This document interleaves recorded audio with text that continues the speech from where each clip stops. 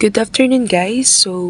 Ang lesson na napunta sa amin ni Aldas is role of teacher in curriculum development.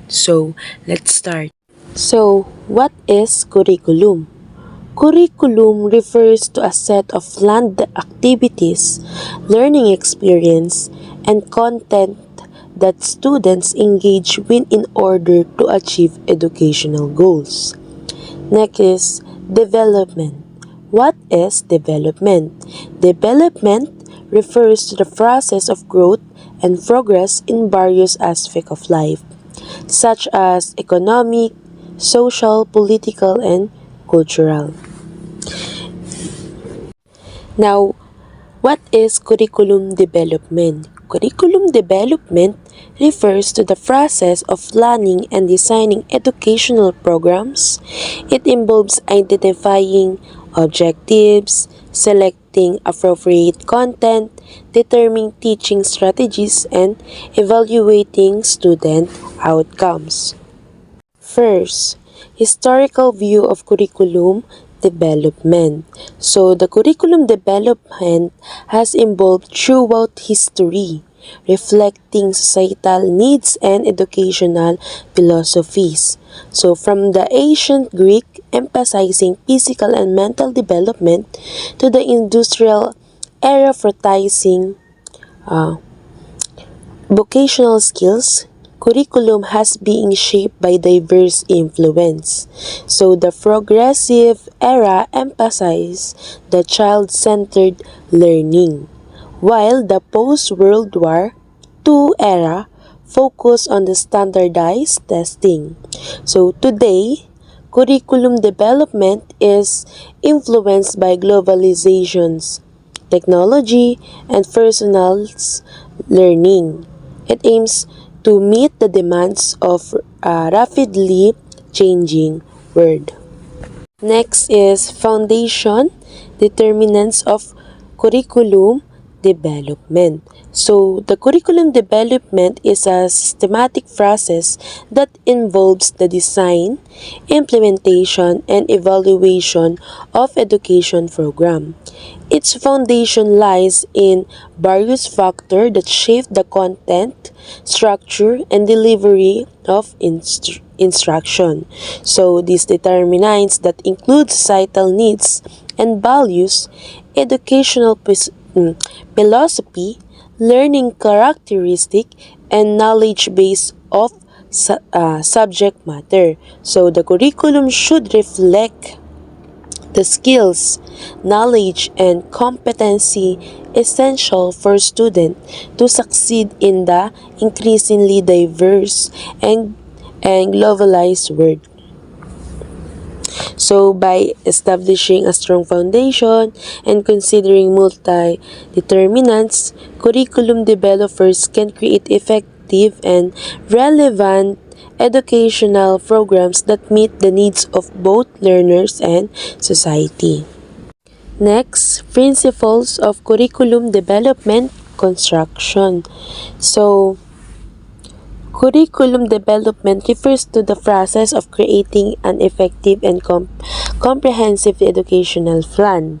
The principles of curriculum development are essential for ensuring quality education.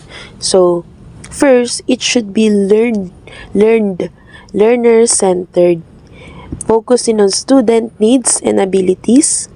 And second, it must align with the educational goals and objectives. This required throughout analysis of student outcomes and knowledge gaps. The curriculum constructions should be based on research and evidence, allowing for continuous improvement and adapting to changing educational trends. Next, models of curriculum development. Curriculum development is a complex process that involves various models to guide its design. The Tyler model focuses on clear objectives and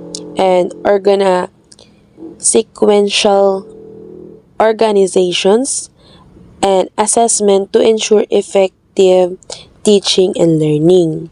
So, the TABA model emphasizes the involvement of teachers and students in the curriculum development process, taking into account their needs, interests, and experience.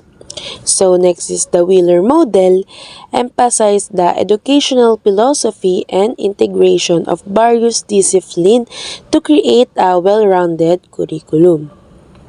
So the Hilda Taba model focus on critical thinking and problem-solving skills with the emphasis on inquiry-based learn. So these different models provide educators with the frameworks to develop meaningful and impactful curricula that meets the needs of diverse learner. Next, approaches of curriculum development. So, curriculum development is the crucial aspect of education that shapes and guides the teaching and learning process. So they are various approaches used to design and develop a curriculum, each with this unique perspective and focus. The traditional approach emphasized the subject knowledge and content, aiming to ensure students acquire key information and skill. So, conversely, the learner-centered approach places students at the center, focusing on their interests, needs, and abilities. So, another approach is the societal approach that align curriculum with the societal values, goals, and expectation. And lastly, the technological approach. So it incorporates technology in the curriculum, preparing students for the digital age. So this diverse approach provides educators with different frameworks to create meaningful and effective curricula. Agencies to support curriculum development. So there are several agencies that play a crucial role in supporting curriculum or curricular development. One is such as agency is the Department of Education, which provide guidance and resources to educators and curriculum developers. They often conduct research to identify current educational trends and align curriculum accordingly. So the another agency is the National Education Association, which advocates for the improvement of curriculum and collaboratives which educators to create innovative teaching strategies. Okay, now let's proceed to the process of curriculum development. So, the process of curriculum development is a systematic and collaborative approach that involves various stakeholders, including educators, administrators, students, parents, and community members. So, it begins with identifying the goals and objectives of education and determining what knowledge, skills, and attitudes students need to acquire. Then, the educator develop a framework or a structure for organizing the curriculum content, considering the needs and interests of the learners.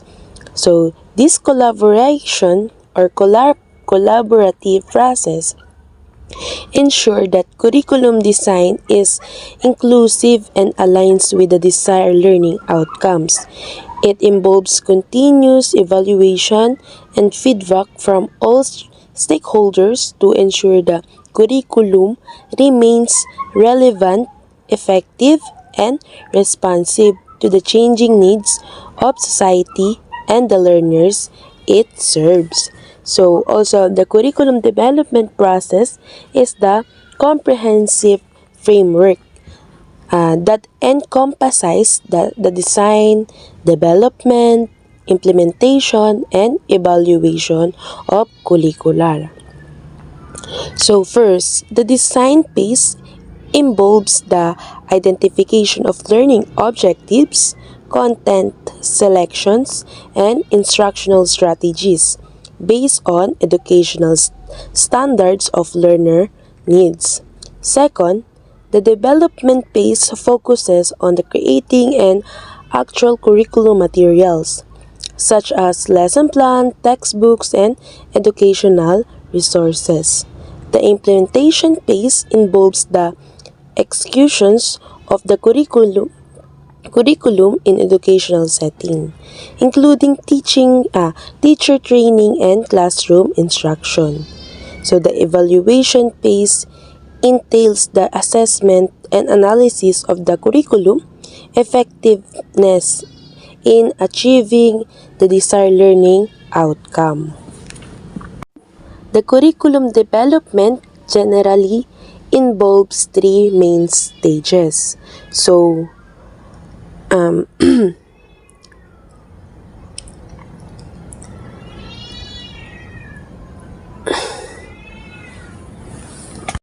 curriculum development generally involves three main stages.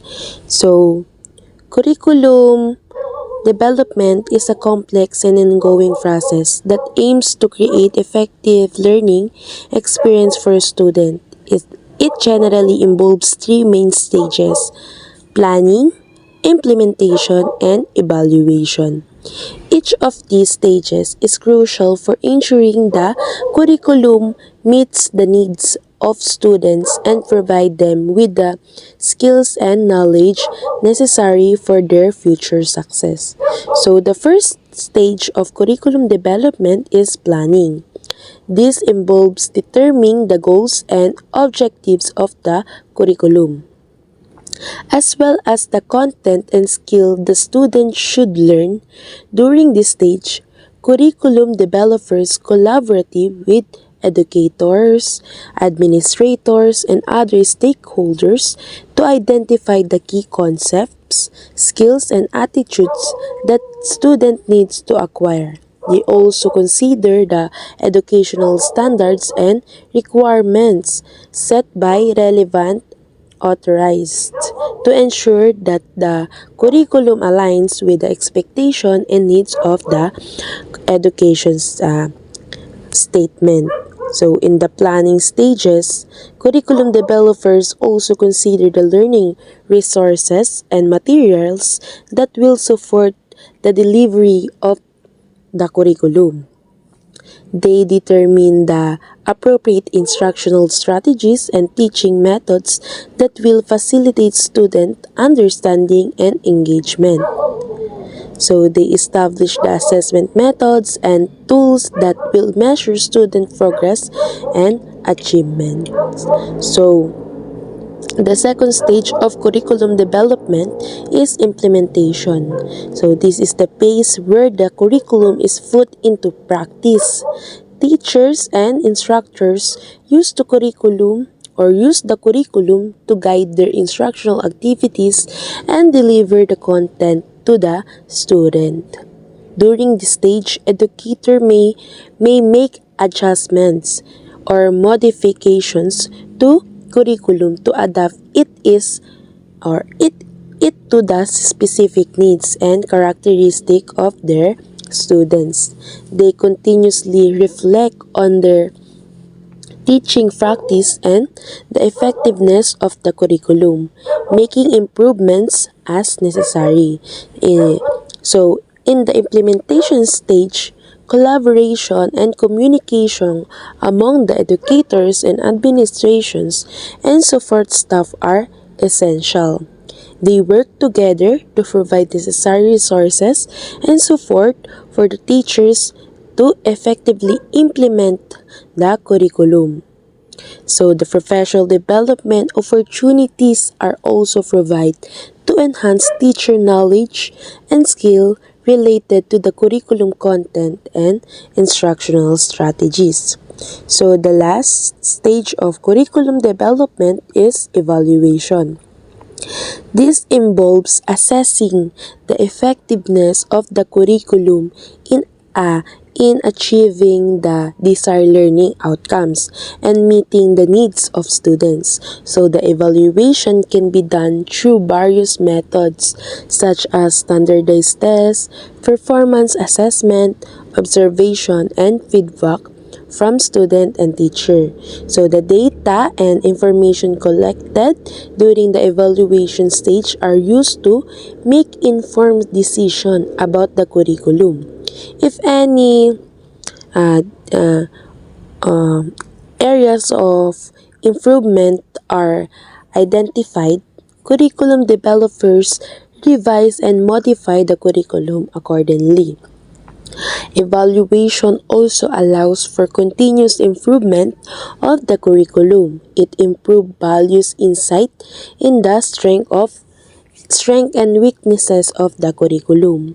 So helping the enhancing it quality and relevant. So by analyzing the evaluation result, curriculum developers can identify areas where adjustments or enhancements are needed to ensure that future students receive an even better learning experience.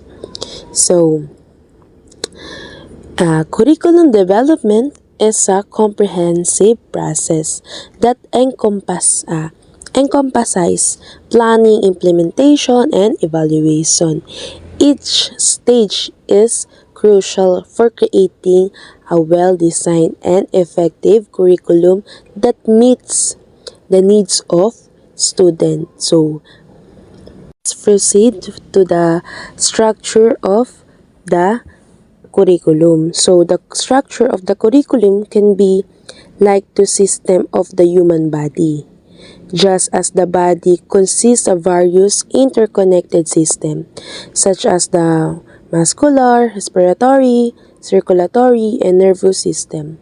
The curriculum is composed of different components that works together to support the overall educational experience. Similarly to how any alterations in one systems of the body affects the functioning of others. Any changes or modifications is one aspect of the curriculum can be a reef of effect on the structures and functioning of the entire educational system. So the structure of the curriculum plays a crucial role in shaping the learner's relationship with society. It is through the curriculum that learners acquire knowledge, skills, and values that help them become active members of their communities. So the curriculum should be designed to foster critical thinking, problem solving, and collaboration, as these are essential skills for social engagement. Next, aims and objectives. So, the aims and objectives a curriculum provide a framework for guiding the design and delivery of educational programs. The aims set broad goals for the overall purpose of education, while the objectives outline specific targets to be achieved within a curriculum. A well-structured curriculum aims to foster the intellectual, social, emotional, and physical development of students. Objectives are constructed to ensure the acquisitions of knowledge, development of skills, and cultivations of values necessary for student holistic growth. Next is the content of subject matter. So, the structure of the curriculum plays a crucial role of determining the content of subject matter that is taught in an educational institution. It provides a framework for organizing and delivering knowledge, skills, values to students. A well-designed curriculum takes into account the needs and abilities of students as well as the goals and objectives of educational institution. So, it includes variety of subjects ranging from academic disciplines of vocational and life skills. Next is teaching methodology. So, methodology um, employed in the structure of the curriculum plays a crucial role in shaping the educational system. It determines how knowledge is imparted to students, ensuring an effective learning experience. The choice of teaching method should align with the desired learning outcomes and cater to the diverse needs of learners. So, a well-structured curriculum should incorporate a variety of teaching methods such as lecture, group discussion, practical activities, and interactive session. This approach encourage active participation, foster critical thinking, and enhancing problem solving. By utilizing appropriate teaching methodologies, educators can create an engaging and inclusive learning environment, equipping students with the necessary skills and knowledge to thrive in today's competitive world. Last is the evaluation. So, the evaluation of the structure of a curriculum is a crucial in determining its effectiveness. It involves the assessing how well the curriculum is aligned with the design or desired learning outcome and the needs of the student. So, a well-structured curriculum is characterized by clear objectives, logic sequencing of content, appropriate assessment methods, and flexibility to adapt to the changing educational landscape. Now, the importance of teacher involvement in the curriculum development. So, teachers play a crucial role in the education system. They not only deliver knowledge and skill to students, but also contribute to the development of the curriculum. The involvement of teachers in curriculum development is of utmost importance for several reasons. First, teachers have a deeper understanding of their student abilities, interests, and learning styles.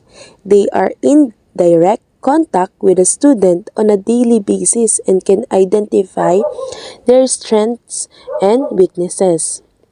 So, by involving teachers in curriculum development, educators can ensure that the curriculum is tailored to meet the unique needs of the student. Their personalized approach can enhance student engagement and improve learning outcomes. Second, teachers are expert in their subject areas. They have in-depth knowledge and experience in the subjects they teach. By involving teacher in curriculum development, the expertise can be utilized to select appropriate content, design effective learning activities, and develop assessment that accurately assess student learning. This ensures that the curriculum is relevant, up-to-date, and aligned with the desired learning outcomes. So, involvement teacher curriculum development is the crucial for the success of the education system.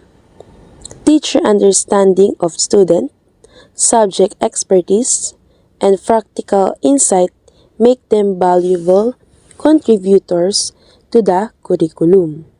By engaging teacher in the curriculum development, educators can create an curriculum that is student-centered, relevant, and effective enhancing student learning. Yun lang po. Thank you.